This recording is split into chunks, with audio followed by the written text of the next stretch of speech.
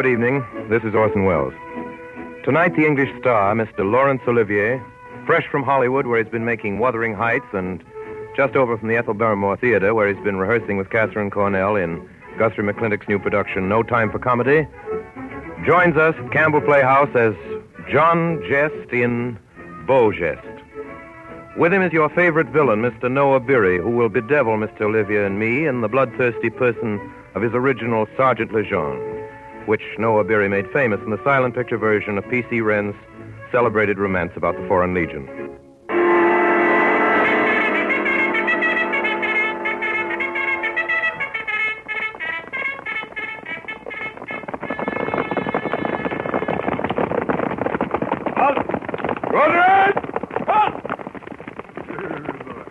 At ease. Rodriguez! At ease! Lieutenant Marchand. Yes, sir. Give your men 30 minutes rest. And prepare to advance in open order to relieve Forts in the net. Yes, sir. Dismount! Adjutant. Yes, sir? Adjutant, you have seen war in the desert.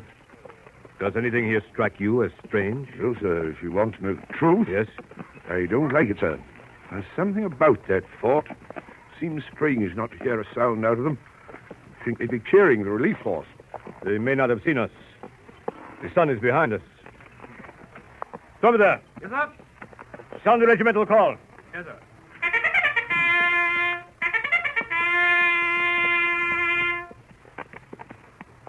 No answer. Do you think it's an Arab trap? I don't think so, sir. That's not the way the Arabs work. Courage and cruelty I've seen in them, but nothing like this. Adjutant, let me have your glasses. Here you are, sir. You see anything, sir? Flags flying. Men at their places along the wall. Rifles level. It's strange, sir. Not an Arab in sight. Yes. When the bugle sounded, not one of them moved. Did you notice that? How about the lookout platform, sir? Over there. Yes, sir. Once more, the call. Your adjutant. You take a look. Thank you, sir. See that man at the corner of the wall over on the right? Yes, sir. He's got a bullet hole in the middle of his forehead. He has, sir. A trickle of blood down his face. Still he stands there, propped up against the wall with the others, staring down the muzzle of his rifle. Those men are dead. Gentlemen, I'm going to ask for a volunteer to ride alone into Fort Zindener. Step forward. It's a hard thing to ask, Major. A fort full of dead men. Any volunteers? Major. Just some of them. I'll go, sir. Good. Get in as best you can. Once you are in, sound the call. Yes, sir. Brave man. Have you a watch with you? Yes, Major. Is that all? That is all. If I haven't heard from you within 15 minutes, I will order a charge. Yes, sir. And good luck. Thank you, sir.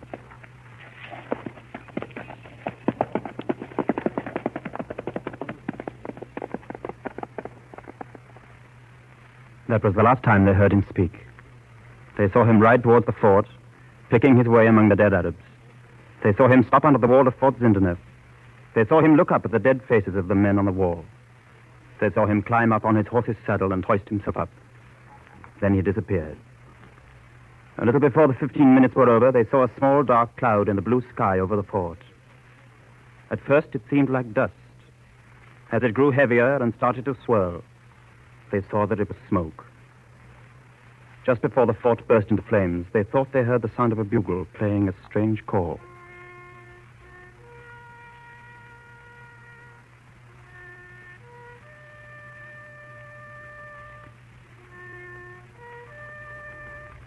That man, the trumpeter, was my brother. There were 3 of us, and I am the only one alive. My name is John Geste. Here is our story. It begins in England at Brandon Abbas in Herefordshire.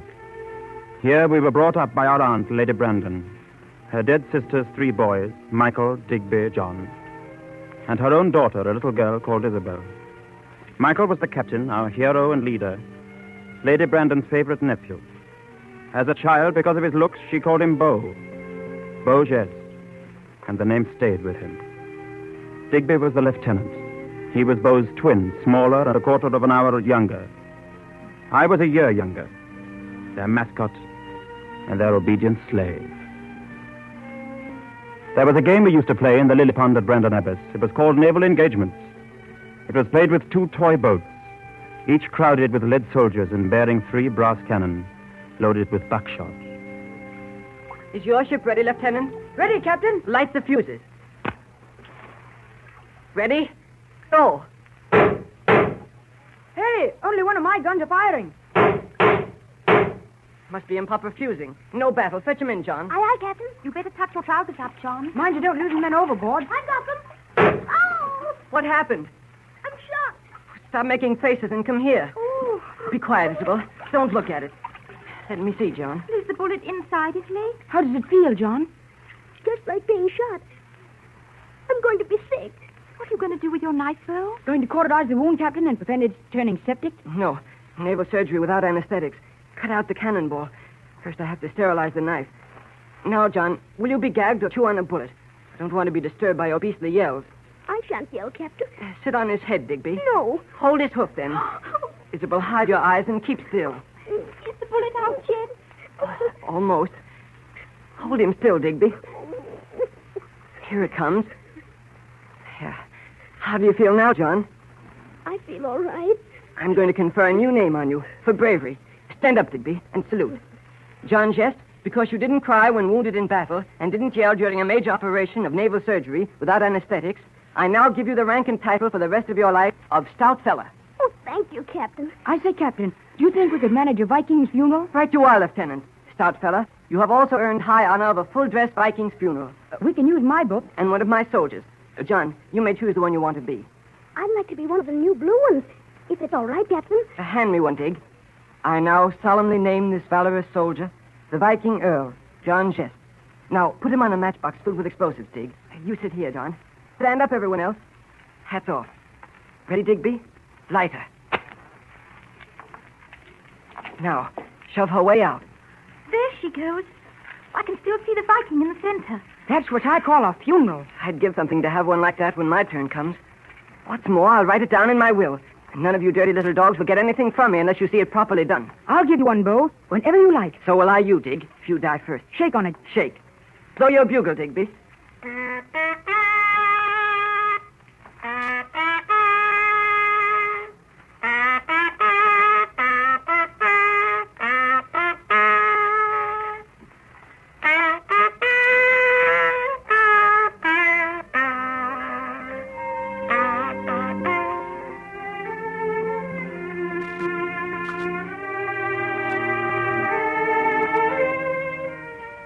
Most of the other great moments of my childhood were connected with the fabulous and historic jewel owned by Lady Brandon, the blue water sapphire.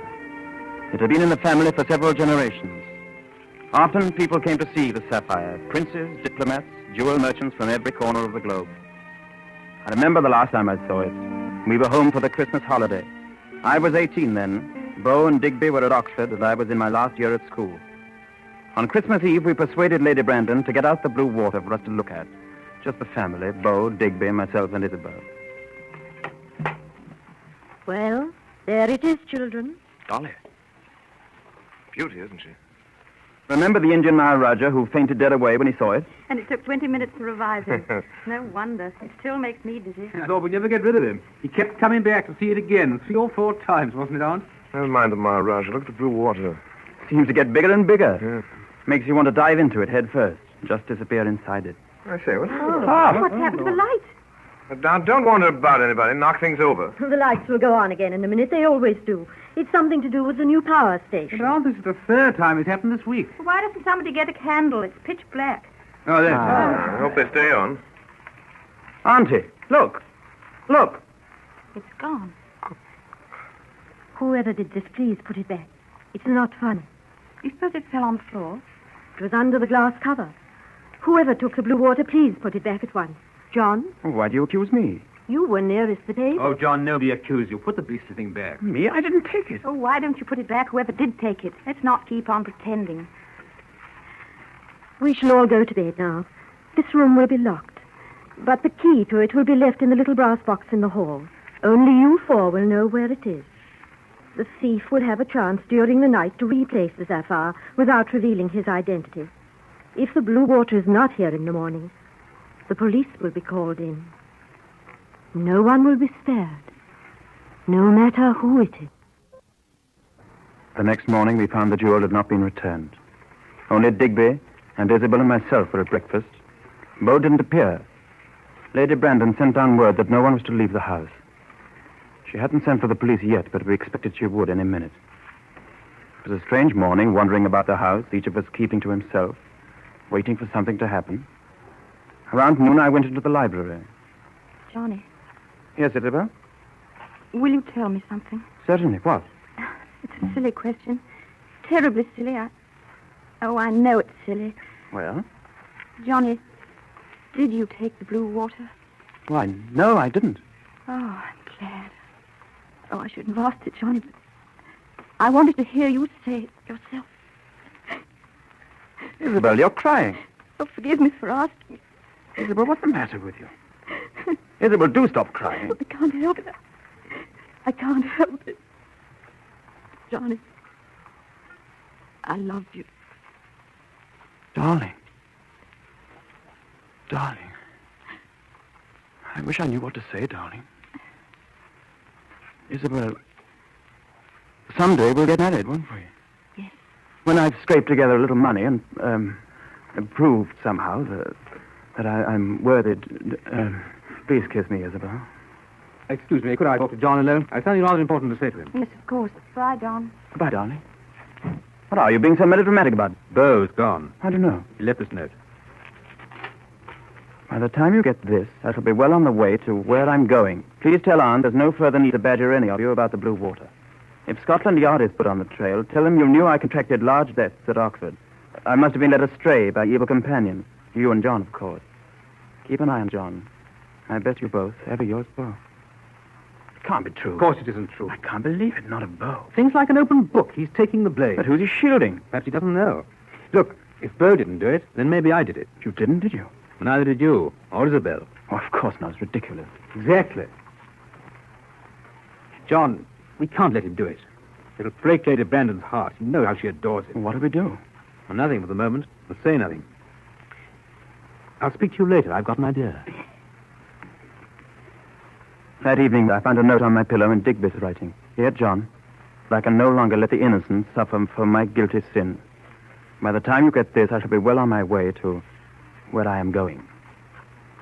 Will you please tell Aunt that Beau's noble and beautiful gesture was a lot of nonsense, and that I'm the real thief. Tell her that by the time she gets this...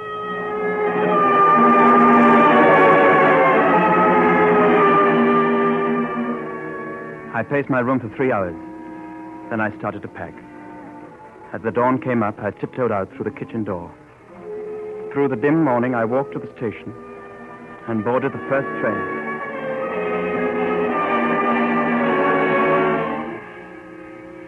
My darling, beautiful sweetheart, when you read this letter, you will be the first to agree that I cannot possibly do anything except what I am doing, although it may mean, for a time at least, being away from you, my dearly beloved. Just when we have found this miracle, our love, Isabel, dear.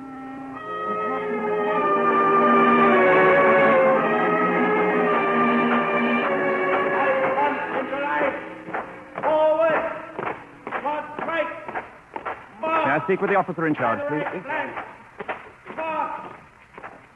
Yes, what do you want? Are you the recruiting officer, sir? I am. Could you tell me, sir, if any Englishman... What is this? What happens in England? Does the British Empire suddenly export all our most excellent young men to Paris to enlist in the French Foreign Legion? Then there have been others. 2 others this week. Well, where can I catch up with them? Where can I find them? You mean if you are accepted into the Legion? Oh, you've got to accept me. What do I do? Well, first the physical examination. For you, that will be easy. But you know what you're doing? Of course. Listen to me, young man. In the beginning, a volunteer enlists for 5 years. His pay is 1 sou a day. The discipline is hard. Harder than that of any army in Europe. If a man deserts from the Legion, he is shot. Think it over, young man. Think it over. They accepted me. I signed a paper and I was a soldier of France. Name, John Smith, Foreign Legion, 103762. A week later, I was in Iran in Africa. Then on to an inland town, some 20 of us on foot.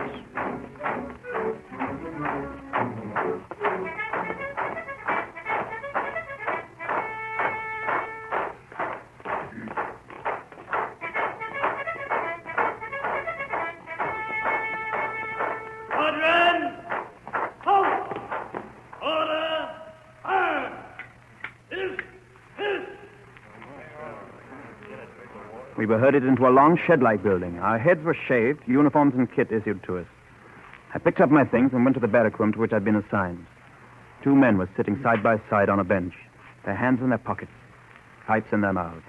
Well, well, enter the third robber. Beau! Digby! How wonderful to see you. I was afraid I mightn't catch up with you. Oh, my poor, dear, idiotic, mad booby. What the devil do you think you're doing here? Fleeing from justice, Beau. What about you? Same thing. Duty? Who, me? Well, to tell you the truth, I'm fleeing from justice. Did you bring the sapphire with you, John? No, I didn't bring it with me. Careless. Did you bring it, Beau? Yes. You too, Digby? Oh, never travel without my sapphire. I suppose one of us 3 has got it. 2 of us. What are you going to do with it now? Carry it about with me.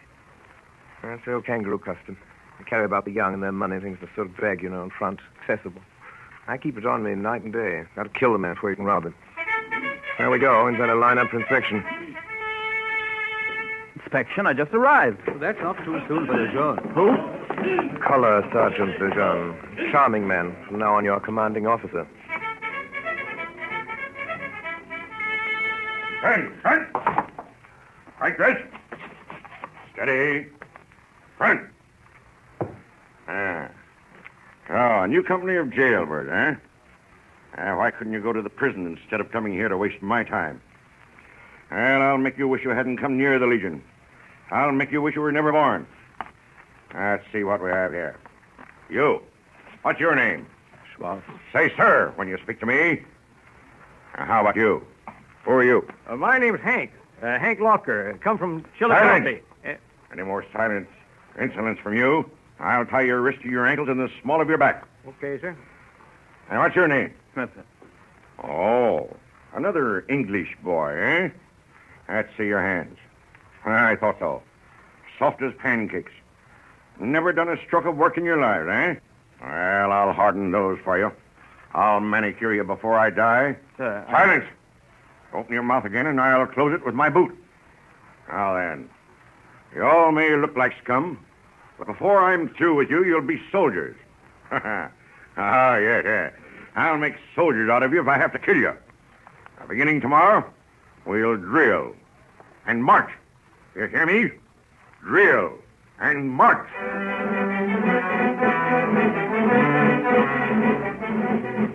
Through the following weeks, we marched almost without ceasing, day after day. I can still feel the movement of my bare oiled feet in my leather shoes. We wore no stockings in the Legion. Our second month, we marched 500 miles, 30 miles a day with rifles under a heavy pack. Faster. Faster, drummer. You're a soldier now. Under my command.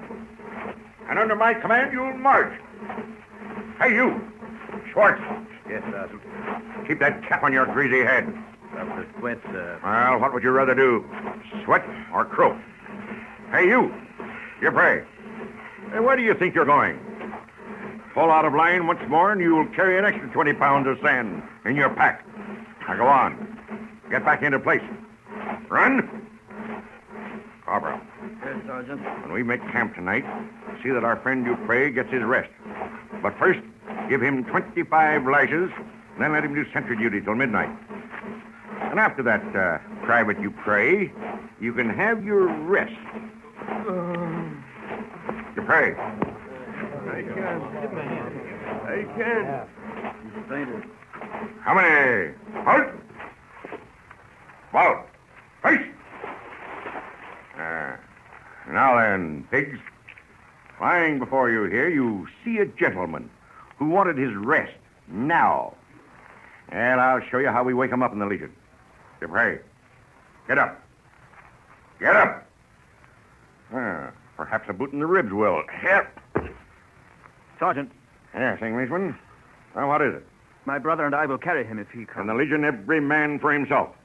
If he doesn't want to march, he can stay here. Now, don't you worry about Dupree. He won't be alone here for long.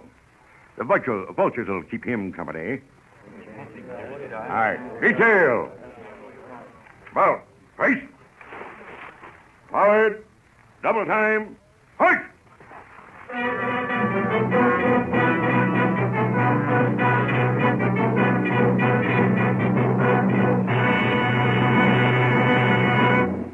You are listening to the Campbell Playhouse presentation of Beau, Geste, starring Orson Welles with Laurence Olivier and Noah Beery. This is the Columbia Broadcasting System.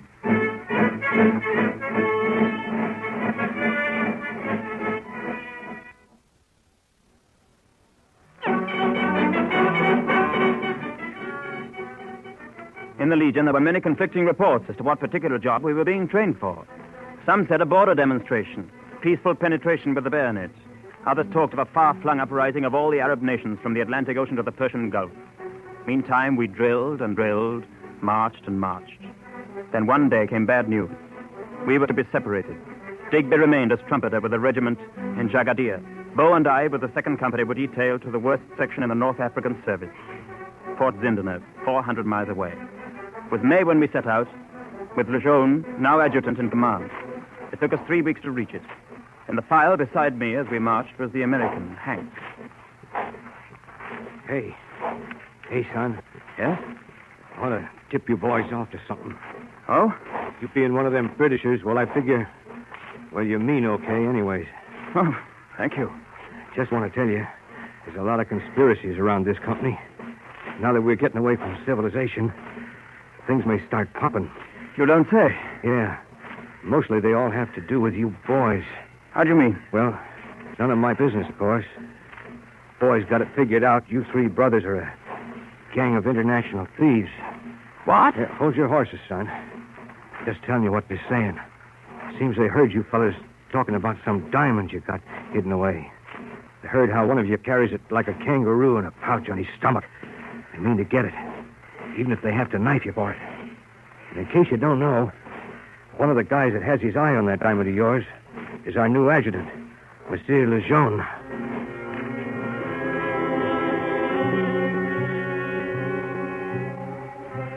At Fort Zindeneuf, we drilled all day in the sun.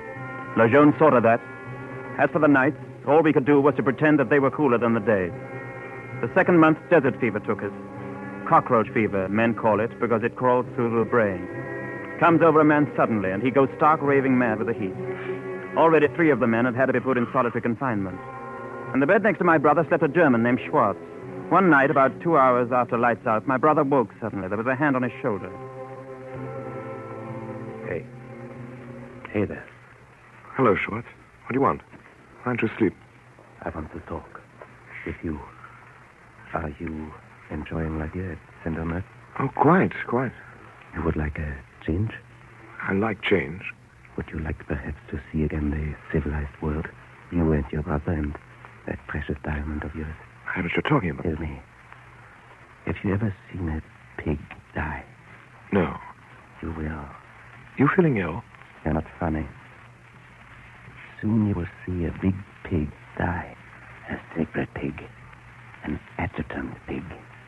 So? And are you the butcher, Schwartz? That depends. So many wish the privilege. Would you? Are you with us? Mutiny? No. We kill a swine. I have no experience as a pork butcher.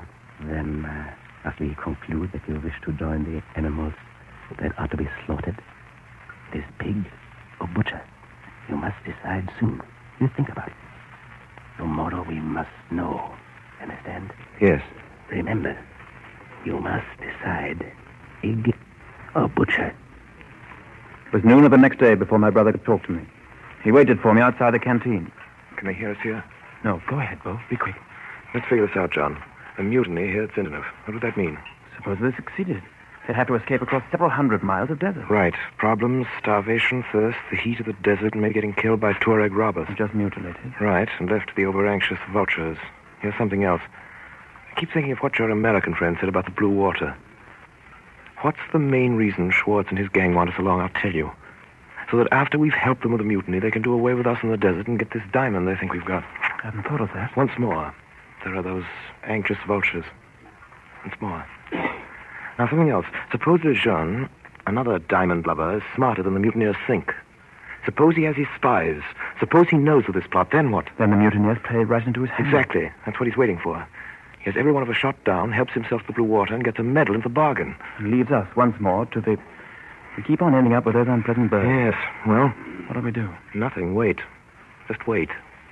I'll tell Schwartz now that we're not interested, but watch him day and night. Beginning tonight, you and I better take turns sleeping. First you sleep, then I'll sleep. Then you sleep, then I'll sleep, you see?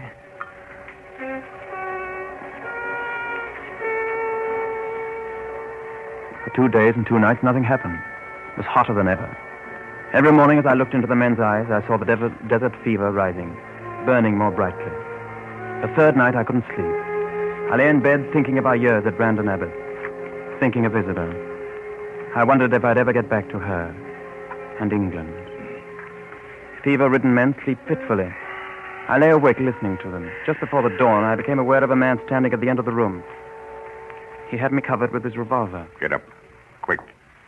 One sound out of you, and I'll shoot. Go on. Get up and come here. March. Ahead of me. Go to my room.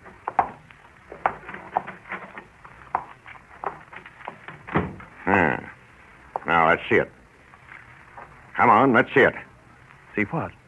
The diamond.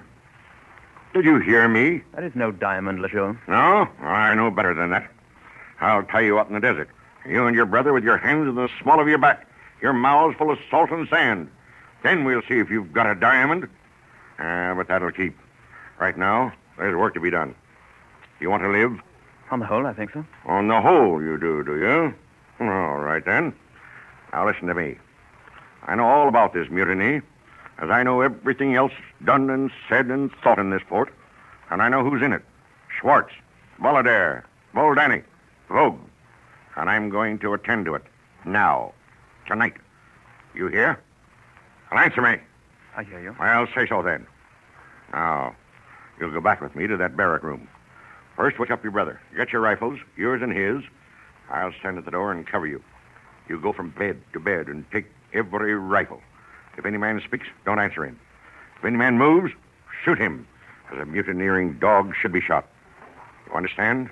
I understand. Make a sound or a false move, you'll be the first that dies. All right. If you want to live, move.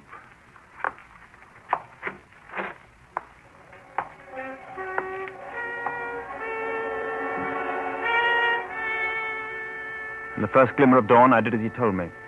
I woke my brother. There were no sentries posted that night, nobody to challenge us. We went from room to room, disarming the men as they slept. We carried their rifles upstairs, stacked them all on the flat roof. And all the time, Lejeune had us covered. All right. Put those rifles down here. Now, down in number 3, there are 8 men there. Get the air guns. Bring them up here. That's a lot. And then I have got a little surprise for Mr. Schwartz and his friends when they get up this morning. Well, what are you waiting for? Go on down. Well, what's the matter with you? Can't you hear what I tell you? Adjutant. What are you staring at? Listen. All right. If that's what you want, Shut up, you fool. Listen. Do you hear it? The Arabs. You. Get back those rifles. Yes, sir. Quick. Down to the barracks room. Bugler. Bugler. Sound the arms. Every man to battle position. Quick. Don't attack. All right. Emergency ammunition. 200 rounds. Above the wall. And 2. Rapid fire. That's it. Get away.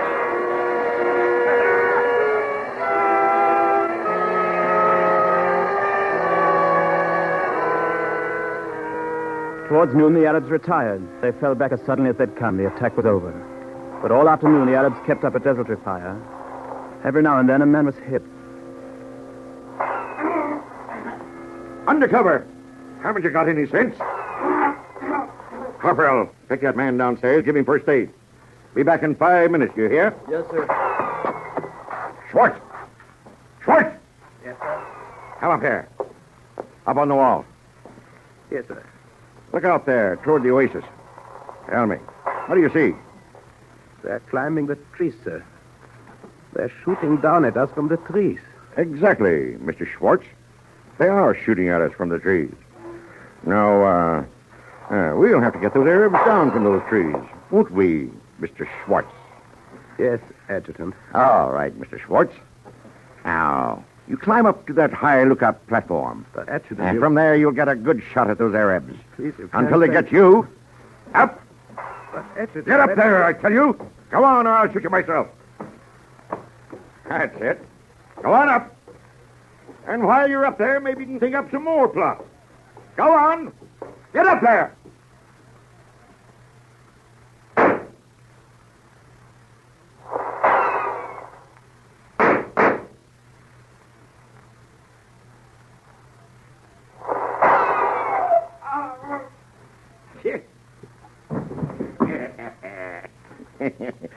Too bad. Brave soldier.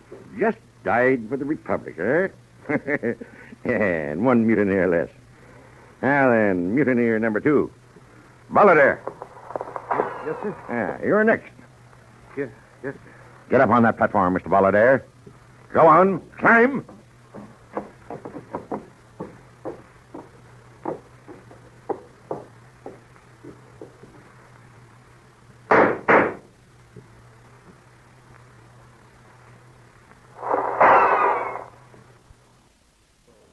Corporal, call the roll. Dubois. Yes, sir. Smith. Yes, sir. Boldini. Bolida. Renedy. Lafarge. Schwartz. Jacobi. Yes. DeMayer. Out of 98 that morning, there were 46 of us left. That was the first day. The nearest relief post was Jagadir. It would be 3 days before help could come from there. In the morning, the Arabs would attack again. They knew our real numbers. They'd scale the walls and cut us to pieces in a minute. That night, once more, Lejeune put us to work. Here. Come up here. Help me with this. Yes, sir. I don't trust those others. Pick him up with the shoulders and the legs. But he's dead, sir. Sure. They get heavy when they're stiff, don't they, eh? Come on. Up the stairs with him. Yes, sir. Onto the parapet. What you going to do? What do you think? Put them to work, you idiots. They're no good when they're alive. Perhaps now that they're dead, they'll be of some use. Yeah. There, prop him up against the wall. Push him against the parapet. That's it. That's it now. Straight up. Eyes front. Put his cap on his head. Now, give him a rifle. That's right. Sight it. Oh! Well, friend Schwartz, now you look quite a useful soldier for a change. Yeah. Come on, you two. Get another one. Yes, sir. Bring him up here. Fill the next embrasure with him. Rifle in his hand. Cap on his head. Yes, sir. 38 of them. One in each embrasure. And tomorrow when the Arabs attack, they'll think we've got a real garrison here, eh?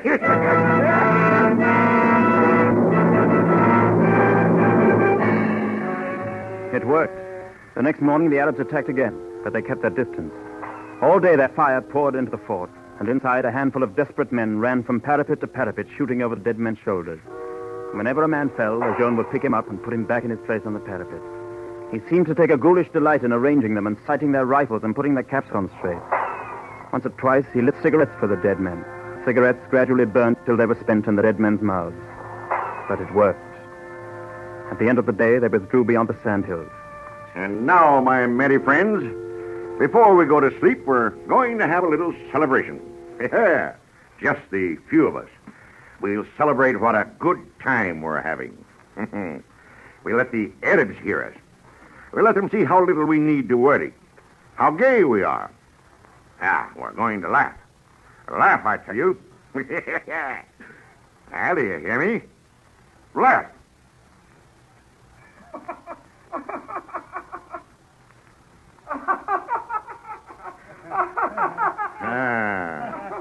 That's it. Well, come on, you. Now from left to right. Laugh. Louder, can you? Laugh, I say. Louder.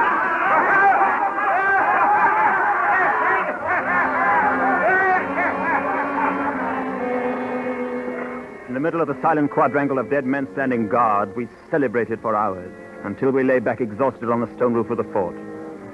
Late that night, Beau dragged himself near me. Got a cigarette, John? Just two. Here. Looks like the last lap, Johnny. Last cigarette. Oh, it's nothing. Relief is halfway here by now. Hope so. John, if I die and you don't, why don't you do something for me? Of course, Beau. There are 2 letters in my pocket and a small package and a money belt around my waist. One letter's a sort of public letter, the other's for Lady Brandon. Package is for her, too, only the package isn't really important. The letter is important, though. Whatever you do, swear you'll give her that letter. Beau, don't talk like that. You're not going to die. Maybe I'll die. Maybe we'll both die. Maybe neither of us will. I don't know, John. I just feel it in my bones. Johnny, will you swear? Of course I will. Good. Well, goodbye, dear old Johnny. Wish to heaven I hadn't dragged you into this, but I think you'll come out all right. Give my love to Dig, will you? Here's a bill. I hope someday you two will be very happy. In the morning, the fighting started again. The same tactics again, running along the walls, shooting dead men's guns. By noon, there were only 7 of us left. 2 hours later, there were only 4. Each took one wall. We ran like men possessed, shooting, running. We never looked at each other. It was late in the afternoon when I saw that Beau had fallen. He lay there under the north wall, motionless, and I couldn't get to him. After that, I can remember nothing until it was night. Then suddenly my brain cleared, and I saw Lejeune bending over Beau's body, fumbling at his belt. Get away from there, Lejeune! Oh, no diamond, eh? No diamond. Leave my brother's body alone. Give me that letter. Give me that packet. Stand back. Stand back, you English swine. Give them to me, Lejeune. I'll move, and I'll shoot. Give me those letters and that packet. I said give it. Shot went wild, but my bayonet went straight through his heart. He fell dead on his back. I sank down on the stones. Then for the first time I realized that Beau was not yet dead. It was because of him that Lejeune's shot went wild. He had reached out and seized Lejeune's foot, jerking him off balance as he pulled the trigger. Stout fellow, John. Got the letters? You'll deliver them yourself, Beau. No. We 2 are the only survivors. The relief will be here soon. Listen, Johnny. I'm for it, all right. I'm bled white. Listen. I never stole anything in my life. Tell the guy I said so. Johnny, do get a letter home. Beau, wait. Look, I'll get some bread. No, Johnny, now listen. Those letters, one's a confession. No need for you and Dick to carry on the game now, and you must get the confession published. You've got nothing to confess, Beau. Don't be an ass, Johnny. It's the living we have to think about. Leave the confession where it'll be found. I'll haunt you. I'll gnaw your neck and go boo in the dark. No, don't go. Here, Johnny. Promise. Johnny. I'm going blind. John, where are you? Promise. Confession.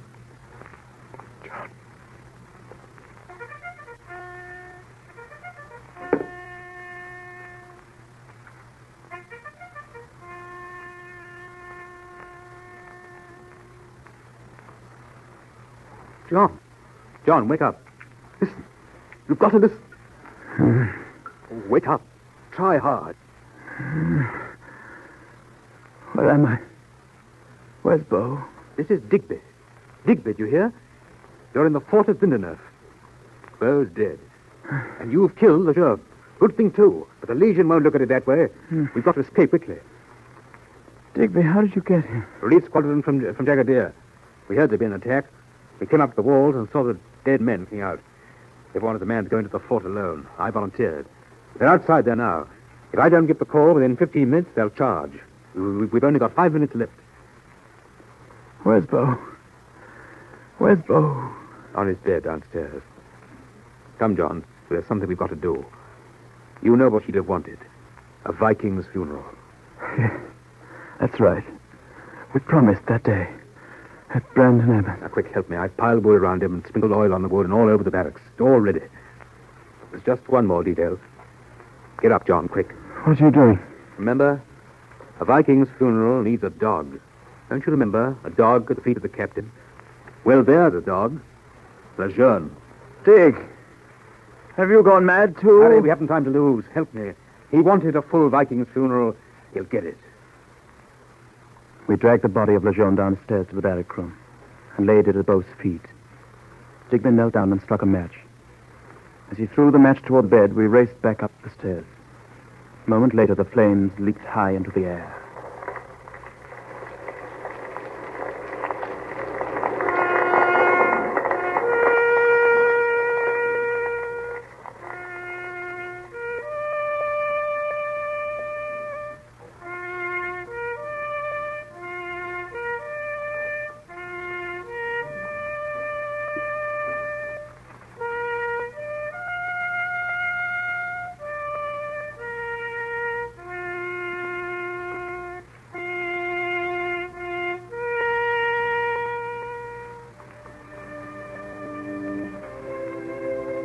As we left the burning fort, we heard the cavalry coming up behind us.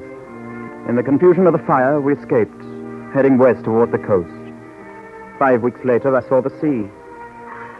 Digby was dead, shot by a stray bullet from a marauding Arab. Almost a year went by before I reached England. I fulfilled my promise to Beau. A public letter was a sort of confession, saying that he alone had stolen the blue water sapphire. That was nonsense, of course. His lie had long outlived its purpose. The other note, the one to Lady Brandon, she read aloud to us, to Isabel and me. As she read, I seemed to hear the voice of Beau himself. Beau smiling and talking to us across all those miles from that land of the dead, from Zinderner. Dear Auntie, when you get this, I shall be dead. You've read it through. Perhaps you'll forgive me for doing what I thought was best. You see, I thought I was doing something that might in some measure repay you for your great goodness to me and my brothers. My dear aunt, I knew you'd sold the blue water to the Maharaja in order to keep the estate going, for our sake and for the sake of the tenants. I also knew you were frightened that the sale would become known, for technically you had no right to sell the jewel, which was left to you in trust. I knew you'd had a duplicate made, and I kept thinking how splendid it would be if we had a jewel robbery and the blue water substitute was stolen. You could put Scotland Yard on the trail of the burglar, and as long as it didn't catch him and recover the sapphire, everything would be splendid. And everything would have turned out fine, too, if those incredible brothers of mine hadn't gone and bolted to a possibility that never occurred to me. Well, I hope my idea did work in part anyway, and that your secret has been kept. How can we ever repay all that you did for us? My love to you and to the others, too. And all the happiness in the world to John and Isabel, your nephew, Beau Geste.